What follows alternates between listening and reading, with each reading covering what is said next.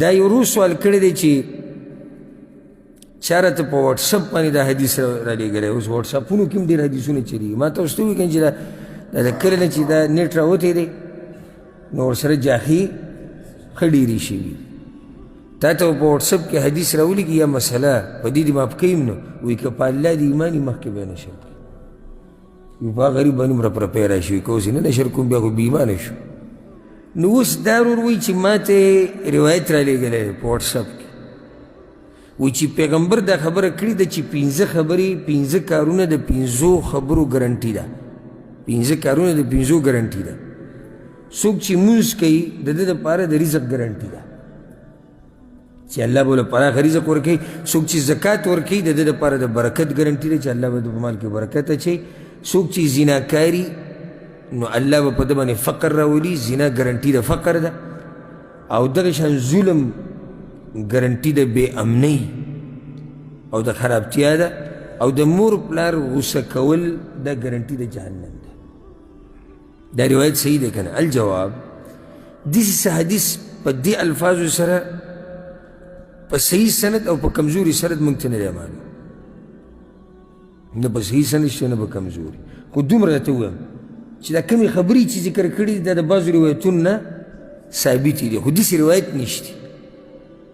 لکه اوس دا خبره چې څوک مونځ کوي الله به د ده په رزق کې برکت اچوي. دا واضح خبره ده.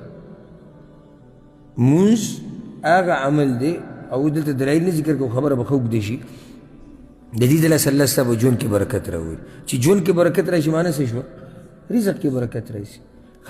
دغه شان چې دی ویلي چې زکات سره مال کې برکت راځي شک پکې نشته.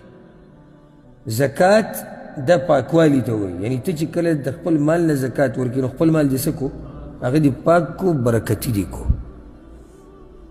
او دې باره کې روایت راغلی دی وایي زنا سره سړی غریب کېږي. نو دا خبره هم صحیح ده. څنګه؟ ځکه چې یو سړی دی زنا کې اخته دی یا ظلم کوي وایي د ظلم سره هم دنیا دا نظام ګډوډ کېږي. څوک چې ظلم کوي څوک چې زنا کوي دی مزې اخلي په حرامه طریقې سره. په حرامو سره مزې اخلي. نو الله به له سزا څه ورکړي؟ هغه مزه ترې واخلي. د ژوند هغه مزه ترې واخلي. نو چې کله په انسان غریبي راشي په ژوند کې مزه نه وي. چې کله نظام ګډوډ شي او بد امني راشي نو بیا په ژوند کې مزه نه وي مزه. نو دا خبره صحیح ده چې څوک ظلم کوي الله یې د ژوند نه الله ولې ژوند ګډوډ کړي. او چې څوک زناکاري الله بې غریبي راولي. یعنې ژوند ول الله ګډوډ کړي. که داسې ووایي دا به ډېره ښایي. وایي چې مور پلار غوسه کې جهنم ته به ځي. دا خبره هم حدیث نه ثابته ده. که چېرته یعنې مور پلار غوسه کړي په داسې خبره چې یعنې د ده پکې حق نه وي او هغوی په حق غوسه شي نو د مور پلار نافرماني دا په لویو ګناهونو کې ده کبایرو کې. او کبایرو نه چې توبه ونه باسي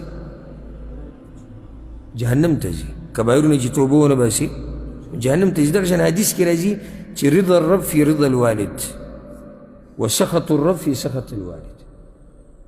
د الله رضا د پلار په رضا کې ده او د الله غضب د پلار په غضب کې ده. نو دې هم دا مسله ثابتېږي.